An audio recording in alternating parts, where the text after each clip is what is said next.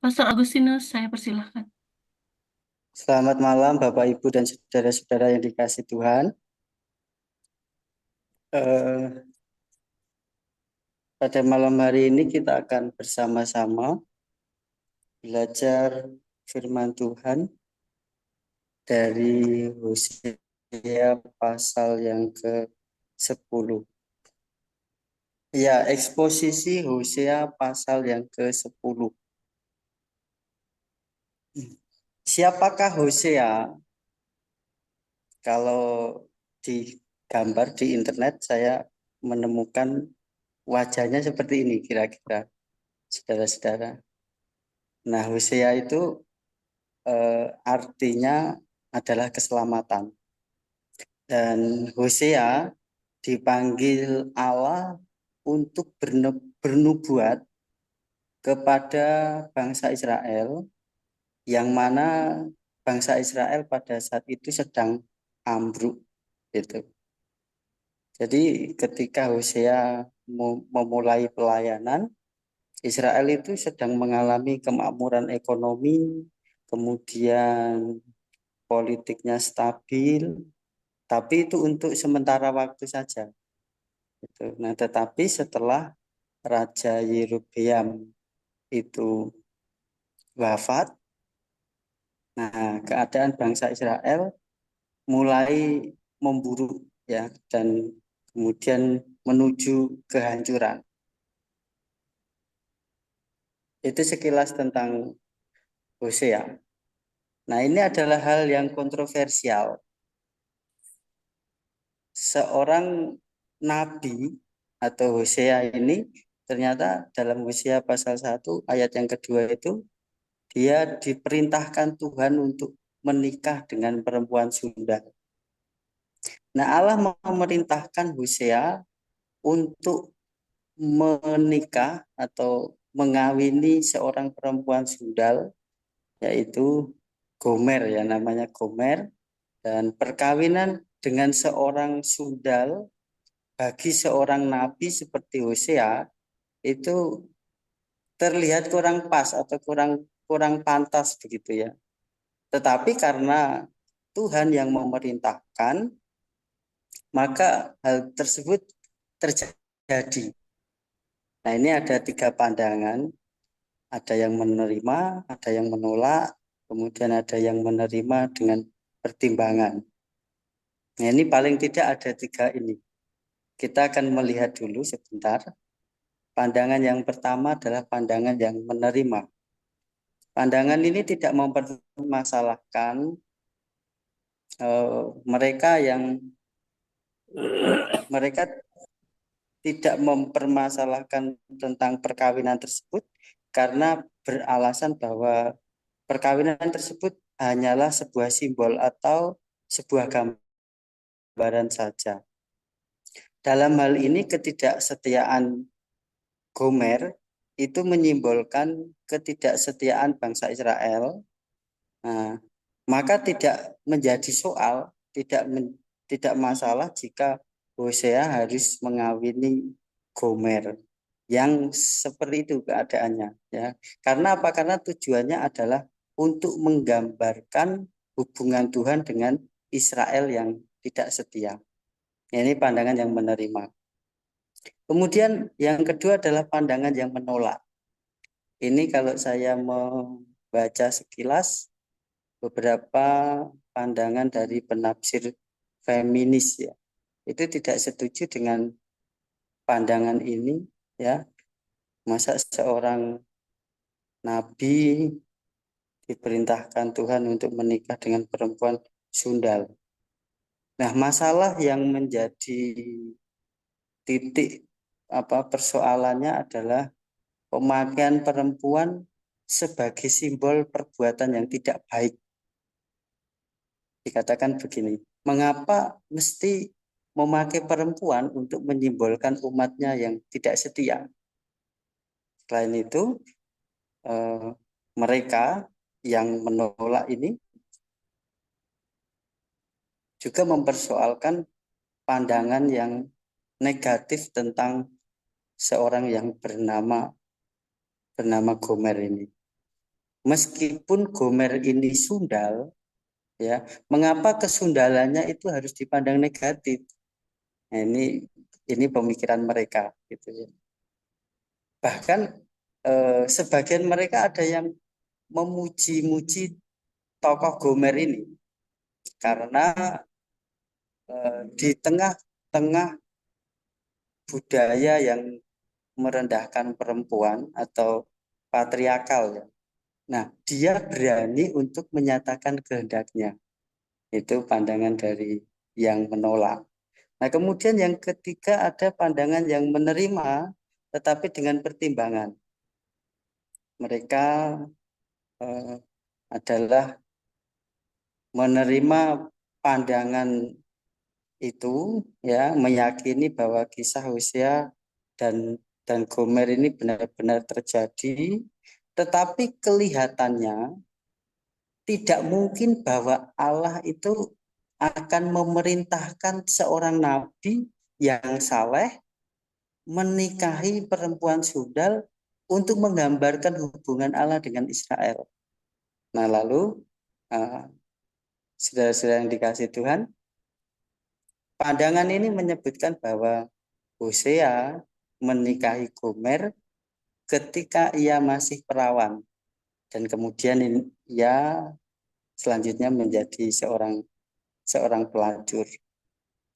Nah, tetapi ini hanya sekilas tentang tiga pandangan yang kontroversial ini, ya, karena memang Hosea ini adalah salah satu kitab yang luar biasa.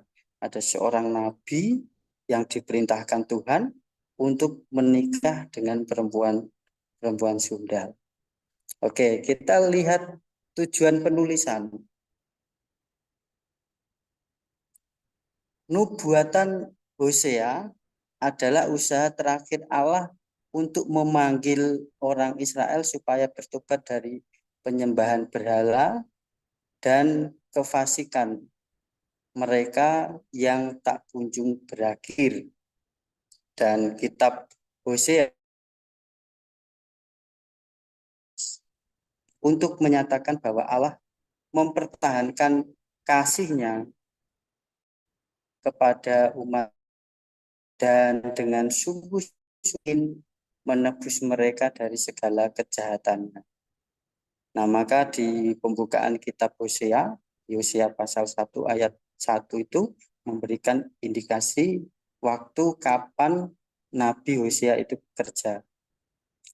Hosea pasal 1 ayat yang pertama itu menyebutkan bahwa Hosea bekerja pada zaman pemerintahan raja-raja Yehuda, ya, yaitu ada Uzia, ada Yotam, Ahaz, Hizkia, gitu ya. Dan juga pada zaman Raja Yerobeam bin Yoas. Nah, dari kerajaan Israel Utara ini. Nah, pada masa itu terjadi perang Siro-Efraimi, di mana Yehuda di bawah kepemimpinan Ahaz menolak untuk bekerja sama dengan Israel dan Syria dalam melawan Asyur. Nah, penolakan itu berbuah penyerangan orang Israel bersama Syria kepada orang-orang Yehuda. Nah, pada masa yang sulit bagi Yehuda ini, orang Filistin dan Edom juga mengambil kesempatan untuk ikut menyerang Yehuda. Dalam keadaan terdesak itu, Ahaz meminta bantuan Asyur yang akhirnya menyerang Israel dan Syria. Nah, itu sekilas dari bagian dari sejarah, ya, dari kitab Hosea ini. Nah, kitab Hosea pada umumnya itu menceritakan keadaan yang kacau, seperti halnya di dalam 2 Raja-Raja pasal 15 dikisahkan masa-masa di mana Israel gonta-ganti raja, gitu ya, karena perebutan kekuasaan dan hubungannya dengan Asyur yang terkadang baik, terkadang juga diwarnai dengan pemberontakan, dan pada akhirnya Asyur menguasai Israel dan menaklukkan Samaria serta mendeportasi penduduknya pada tahun 722 sebelum Masehi. Nah, ini sedikit literatur tentang keadaan pada zaman Hosea. Nah, Hosea memiliki kemiripan dengan Amos. Keduanya bekerja di Israel dan mereka sama-sama melontarkan kritik atas ketimpangan-ketimpangan sosial yang terjadi pada masyarakat yang erat kaitannya dengan amoralitas penguasa. Meskipun Amos bekerja sebelum Hosea, namun kondisi Israel yang dilihat oleh Hosea itu ternyata tidak jauh berbeda dari yang disaksikan oleh Amos. Kalau Amos itu melihat berbagai penyimpangan terjadi di mana-mana yang akibat dari penyelewengan yang dilakukan oleh para elit penguasa. Demikian juga yang dilakukan yang dilihat oleh Hosea, tetapi Hosea lebih cenderung menyoroti bagaimana bangsa Israel itu carut marut, ya, keadaannya carut marut yang terjadi sebagai akibat dari sesuatu yang berhubungan dengan peribadahan. Nah, ini bedanya Hosea dan Amos. Kalau Hosea, titik beratnya adalah persoalan-persoalan yang dihadapi bangsa Israel itu sesungguhnya karena ada kaitannya tentang peribadahan orang Israel. Nah, jadi Hosea melihat bahwa kekacauan bangsa Israel itu adalah suatu akibat dari peribadahan bangsa Israel. Nah, apa yang terjadi di sana? Ternyata bangsa Israel melakukan penyembahan berhala. Sebagaimana di atas dijelaskan bahwa perkawinan Hosea dengan Gomer itu adalah lambang kesetiaan Allah kepada bangsa Israel yang tidak setia. Maka dalam kesempatan pada malam hari ini, kesempatan yang indah ini, kita akan berfokus bagaimana kesetiaan yang Tuhan berikan kepada Israel, ya, yang walaupun Israel itu tidak setia kepada Tuhan. Fokus kita di situ. Nah, lalu sesungguhnya di dalam Hosea pasal yang ke-10 ayat yang ke-12 itu ada perintah Tuhan kepada bangsa Israel. Saya akan membacakannya. Hosea pasal yang ke-10 ayat yang ke-12 dikatakan demikian. Menaburlah bagimu sesuai dengan keadilan, menuailah menurut kasih setia. Bukalah bagimu tanah baru, sebab sudah waktunya untuk mencari Tuhan, sampai ia datang dan menghujani kamu dengan keadilan. Nah, saudara-saudara yang dikasih oleh Tuhan Yesus, nah ini adalah perintah-perintah Tuhan yang khusus disampaikan oleh Hosea kepada bangsa Israel pada saat itu. Paling tidak kita dapat menemukan ada kata-kata perintah yang pada malam hari ini akan menjadi perhatian khusus bagi kita. Yang pertama ada kata menaburlah, kemudian yang kedua ada bukalah bagimu tanah baru, ya, sampai nanti kita akan melihat bahwa dua perintah yang di atas itu harus dikerjakan sampai ia datang dan menghujani kami dengan keadilan. Nah, saudara yang dikasih oleh Tuhan, kita masuk di poin yang pertama adalah menabur benih.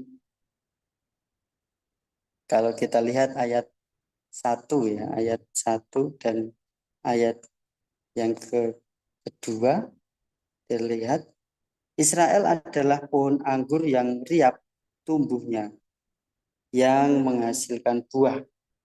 Makin banyak buahnya, makin banyak dibuatnya mesbah-mesbah, makin baik tanahnya, makin baik dibuatnya tugu-tugu berhala. Hati mereka licik, sekarang mereka harus menanggung akibat kesalahannya. Dia akan menghancurkan mesbah-mesbah mereka, akan meruntuhkan tugu-tugu berhala mereka. Nah, saudara-saudara yang dikasih oleh Tuhan, dalam hal kaitannya dengan menabur benih,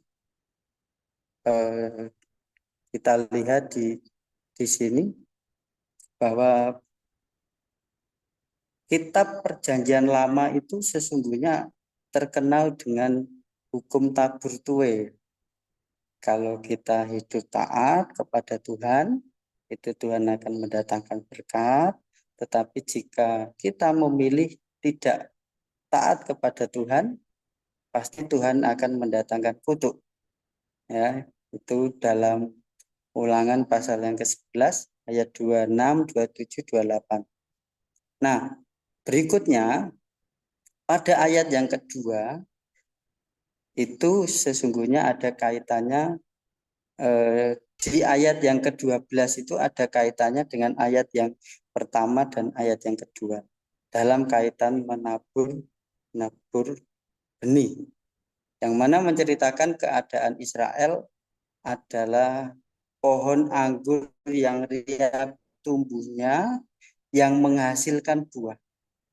Ini adalah salah satu berkat Tuhan yang diberikan kepada Israel sebagai bangsa pilihan atau umat perjanjian. Nah, tetapi ada kelemahannya. Kelemahannya adalah bangsa Israel ini ketika diberkati Tuhan dengan luar biasa, mereka lupa akan Tuhan. Kita diingatkan dengan kisah bangsa Israel ketika ditinggal oleh Musa menerima hukum Allah itu 10 perintah Allah dalam Keluaran pasal yang ke-30 32. Mereka ternyata menunggu Musa tidak turun-turun. Ya, akhirnya apa? Mereka membuat patung anak lembu emas yang dikatakan bahwa dialah yang akan berjalan di depan bangsa Israel. Itu karena mereka ditinggal oleh Musa. Dia Musa tidak turun-turun, lalu dia membuat patung itu. Nah, hal tersebut adalah bentuk dari ketidaksetiaan bangsa Israel kepada Allah. Dalam ayat 1 dan ayat yang kedua itu memberikan informasi kepada kita, jika semakin Israel itu menghasilkan banyak buah, maka semakin banyak dibuatnya mesbah-mesbah penyembahan berhala. Semakin baik tanahnya, semakin baik dibuatnya tugu-tugu atau patung-patung penyembahan berhala. Semakin makmur negeri Israel dan menghasilkan banyak buah, makin terlibatlah dalam penyembahan berhala. Nah, di sini kita dapat melihat bahwa kemakmuran itu belum tentu berkat. Gitu. Makin banyak uang yang dimiliki seseorang, juga makin banyak yang mereka pakai untuk dirinya sendiri. Mereka berpusat pada diri sendiri, bukan berpusat kepada Allah.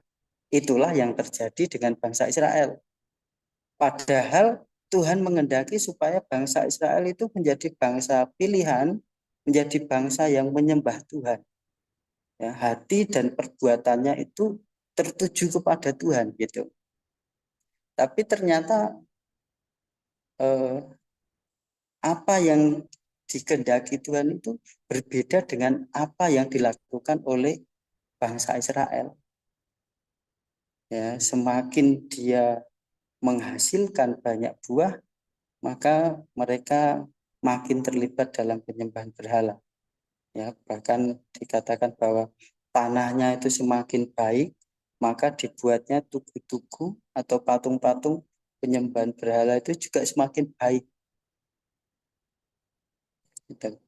Nah, saudara-saudara dikasih Tuhan, di tengah-tengah kehidupan bangsa Israel yang jauh dari Tuhan, karena mereka melakukan penyembahan berhala, Tuhan Allah memberikan kesempatan untuk mereka kembali berbalik kepada Allah. Allah menunjukkan kesetiaannya kepada bangsa Israel, sebagaimana ditunjukkan Hosea yang tetap setia kepada Gomer, walaupun Gomer tidak setia kepadanya. Maka pada pasal 10, Hosea pasal 10 ayat yang ke-12 ini, firman Tuhan berkata, menaburlah bagimu sesuai dengan keadilan. Nah, menabur adalah pekerjaan yang dilakukan oleh petani. Kira-kira pelajaran apa yang kita dapatkan dari seorang petani? Paling tidak kita mendapatkan beberapa pelajaran. Yang pertama adalah kesetiaan. Benih anggur yang ditabur itu haruslah mendapatkan perawatan khusus. Petani tidak hanya bertugas untuk menaburkan benih, tetapi dengan setia merawat sampai pohon anggur itu menghasilkan buah. Dan kesetiaan itu teruji di situ, gitu ya. Dan kesetiaan itu juga harus diimbangi dengan ketekunan. Dia setia, dia tekun mengerjakannya. Nah, sesungguhnya bangsa Israel pun harus belajar ya untuk setia dan untuk tekun kepada Tuhan. Jangan di ayat 1-2 itu dijelaskan Tuhan marah gitu ya. Tuhan marah kenapa? Karena bangsa Israel itu tidak setia kepada Tuhan. Nah, maka dalam hal kaitannya dengan menabur ini, salah satu pelajaran yang kita dapatkan adalah tentang kesetiaan. Begitupun dengan kesabaran. Dalam Yakobus pasal 5 ayat 7 itu menyatakan bahwa sesungguhnya petani itu harus bersabar sampai telah turun hujan, musim gugur, dan hujan musim semi. Petani harus bersabar menanti benih yang ditabur hingga menghasilkan buah. Dan ini yang harus dikerjakan oleh bangsa Israel. Bahasa sederhananya adalah walaupun bangsa Israel itu hidupnya telah jauh dari Tuhan, Tuhan tetap menunjukkan kasih setianya dengan berbelas kasihan. Dikatakan begini, cobalah bangsa Israel itu menabur ulang. Taburlah yang baik, setia kepada Tuhan, tekun, sabar, dan terus berharap kepada Tuhan. Nanti bangsa Israel itu akan menuai sesuai yang ditabur dengan penuh kasih dan setia. Nah, orang Israel, orang yang menabur itu berarti dia memulai sesuatu yang baru. Dia harus mempersiapkan semuanya, gitu ya. Nah, Tuhan mengendaki sesuatu yang baru. Tuhan mengendaki bahwa ketika bangsa Israel itu sudah jauh daripada Tuhan, ya sudah itu ditinggalkan, gitu ya. Itu ditinggalkan lalu berbalik kepada Tuhan, ya melupakan apa yang sudah berlalu. Nah, Tuhan itu menginginkan hal itu terjadi, gitu. Makanya dalam surat Rasul Paulus yang ditujukan kepada orang-orang di Filipi, Rasul Paulus pun juga menekankan hal itu, bahwa Rasul Paulus itu melupakan apa yang di belakangku dan mengarahkan apa yang di depanku dengan berlari kepada tujuan, yaitu panggilan surgawi. Ya, jadi yang dimau oleh Tuhan adalah hidup kita itu berfokus kepada iman kita, berfokus kepada panggilan kita, berfokus kepada Tuhan. Nah, ini kaitannya dengan menabur benih. Nah, aplikasinya dalam hidup orang percaya, yang pertama adalah bisa jadi kekayaan yang kita miliki itu menjauhkan hidup kita dari Tuhan. Walaupun tidak selalu terjadi, tetapi kenyataan ini ada bahwa kekayaan yang kita miliki itu dapat menjauhkan hidup kita daripada Tuhan. Oleh sebab itu hati-hati, mari kita berhati-hati dengan dengan setia kepada Tuhan, membangun hubungan dengan Tuhan yang sungguh-sungguh, gitu ya. Nah, paling tidak bangsa Israel ini menjadi contoh buat kita. Ternyata waktu bangsa Israel yang di zaman Hosea ini, bangsa Israel diberkati Tuhan dengan kekayaan berlimpah, tetapi bangsa Israel hidupnya bisa jauh daripada Tuhan. Dan akhirnya bangsa Israel ditegur Tuhan. Nah, yang kedua, aplikasi yang kedua adalah jika kita merasa hidup kita itu sekarang jauh daripada Tuhan, maka ini adalah suatu panggilan buat kita, buat saya, buat saudara semua, segeralah kita mendekatkan diri kepada Tuhan. Menabur benih, membuka lembaran baru, ya, menaburlah sesuatu yang baik dengan sikap hidup yang benar, dengan setia kepada Tuhan, bersabar menantikan janji Tuhan. Seperti Yesaya pasal 40 ayat 31 itu dikatakan bahwa orang-orang yang menantikan Tuhan mendapatkan kekuatan baru, mereka seumpama Raja Wali yang naik terbang dengan kekuatan sayapnya. Mereka berlari dan tidak menjadi lesu, mereka berjalan dan tidak menjadi lelah. Oleh sebab itu, pada saat ini kita percaya bahwa Tuhan masih memberikan kesempatan kepada kita untuk kita berbenah. Ya, oleh sebab itu mari kita bersama-sama belajar mengoreksi diri kita supaya kita semakin setia kepada Tuhan. Supaya hidup kita semakin berfokus kepada Tuhan. Yang kedua,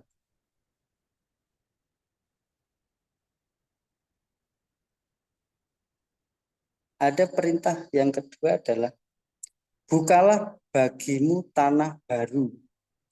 Tanah itu biasanya disimbolkan dengan keadaan hati. Sebagaimana Tuhan Yesus membuat perumpamaan tentang seorang penabur. Ada yang benihnya itu jatuh di pinggir jalan, terus di tanah yang berbatuan, kemudian ada yang di di semak berduri, kemudian ada yang jatuh di tanah yang baik. Itu tentang keadaan hati. Nah, tanah baru adalah tanah yang demikian diabaikan dan mengeras sehingga tidak dapat menerima benih. Secara rohani, hati umat Israel itu sudah demikian keadaannya. Di ayat yang ke-13 itu ya. Mereka perlu membuka hati dan pikiran mereka melalui kesedihan akan dosa dan suatu pertobatan yang akan membuka mereka bagi firman dan kehendak Allah. Mereka harus mulai menabur benih-benih kebenaran dengan sungguh-sungguh mencari Allah hingga mereka kembali mengalami kasih dan kemurahan Allah. Nah, artinya adalah membuka tanah baru itu adalah membuka hati yang baru, hati yang mengasihi Tuhan. Tentu dalam konteks ini adalah meninggalkan berhala-berhala itu ya, yang dilakukan oleh bangsa Israel dan berbalik kepada Tuhan yang telah setia, yang memilih bangsa Israel sebagai bangsa pilihan Allah dan dia tetap setia menunjukkan kasih setianya kepada bangsa Israel dengan memberikan kesempatan untuk bangsa Israel itu bertobat. Nah, saudara-saudara yang dikasih oleh Tuhan, bukalah bagimu tanah baru, sebab sudah waktunya untuk mencari Tuhan. Pada bagian ini menunjukkan apa Tuhan itu sungguh-sungguh melimpahkan kasih setianya kepada bangsa Israel. Seharusnya mereka yang tidak taat kepada Tuhan itu mereka mendapatkan hukuman. Tetapi di sini Tuhan Allah memberikan kesempatan yang luar biasa. Dikatakan inilah waktunya untuk mencari Tuhan. Walaupun di Amos itu juga ditekankan carilah Tuhan, gitu ya. Dan di Hosea ini ditekankan kembali bahwa tinggalkan semua penyembahan-penyembahan berhala, ya, tinggalkan ketidaktaatanmu kepada Tuhan. Dan kemudian bukalah lembaran baru, ya, bukalah hatimu untuk Tuhan. Inilah waktunya untuk mencari Tuhan. Dalam kitab Yesaya pasal 55 ayat 6 dikatakan carilah Tuhan selama ia berkenan ditemui. Berserulah kepadanya selama ia dekat. Tuhan Yesus dalam Matius 6 ayat 33 juga menjelaskan bahwa tetapi carilah dahulu kerajaan Allah. Gitu ya. Ada seruan yang sama untuk mencari Tuhan. Ada seruan yang sama untuk mengutamakan Tuhan di dalam kehidupan kita. Nah, maka aplikasinya dalam hidup orang percaya adalah ketika hidup kita itu mulai jauh dari Tuhan dan tidak setia kepada Tuhan, mungkin karena suatu hal, ya, malam hari ini Tuhan mengingatkan kepada kita bahwa Tuhan memberikan kesempatan kepada kita untuk membuka hati bagi Tuhan, menyadari akan dosa-dosa kita, akan kesalahan-kesalahan kita, bertobat dan sungguh-sungguh hidup memuliakan Tuhan. Nah, ini yang Tuhan inginkan di dalam bangsa Israel pada saat itu, kepada kita semua, untuk kita boleh menaruh harapan kita kepada Tuhan. Ya, untuk kita benar-benar menyadari akan dosa dan kesalahan kita, dan melakukan hidup dalam pertobatan sehari-hari, dan hidup kita sungguh-sungguh boleh memuliakan Tuhan Yesus. Yang ketiga, ini dikatakan bahwa ayat yang ke-12 ya, menaburlah bagimu sesuai dengan keadilan, menuailah menurut kasih setia, bukalah bagimu tanah baru, sebab sudah waktunya untuk mencari Tuhan, sampai ia datang dan menghujani kamu dengan keadilan. Frasa ini nampaknya Tuhan menghendaki supaya bangsa Israel berbalik kepada Tuhan dengan kesetiaan dan dengan kesungguhan hati sampai pada akhir kesudahan. Sebagaimana Tuhan juga menginginkan iman yang kita miliki ini kita pertahankan sampai kesudahannya, sampai Tuhan memanggil kita, sampai kita nanti didapati Tuhan tetap setia, gitu ya. Dan ini adalah kerinduan kita bersama. Nah, saudara-saudara yang dikasih oleh Tuhan,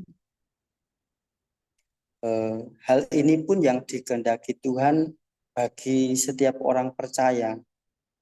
Orang percaya yang dikehendaki Tuhan adalah memelihara imannya tadi, ya, dengan setia, dengan sungguh-sungguh memelihara iman, percaya kepada Tuhan sungguh-sungguh sampai Tuhan datang. Dan ini yang dapat kita pelajari dari Hosea pasal yang ke 10 ini, walaupun Israel ya, walaupun Israel itu dia dia bangsa yang menyembah berhala, tetapi Tuhan setia kepada bangsa Israel. Dia mengingatkan ya, kalau eh, hidupmu sudah jauh dariku, begitu ya. Bahasa bahasa sederhananya bahwa bangsa Israel itu tetap mengasihi eh, Tuhan itu tetap mengasihi bangsa Israel. Sebagaimana kisah dari Hosea yang menikahi seorang perempuan Sunda, dan demikian juga Tuhan tetap mengasihi kepada bangsa Israel yang walaupun tidak setia kepada Tuhan. Demikian yang bisa saya sampaikan pada malam hari ini. Kiranya firman Tuhan yang singkat pada malam hari ini boleh menjadi berkat buat kita semua. Amin. Tuhan Yesus memberkati. Waktu selanjutnya saya serahkan kepada Bu Ayu.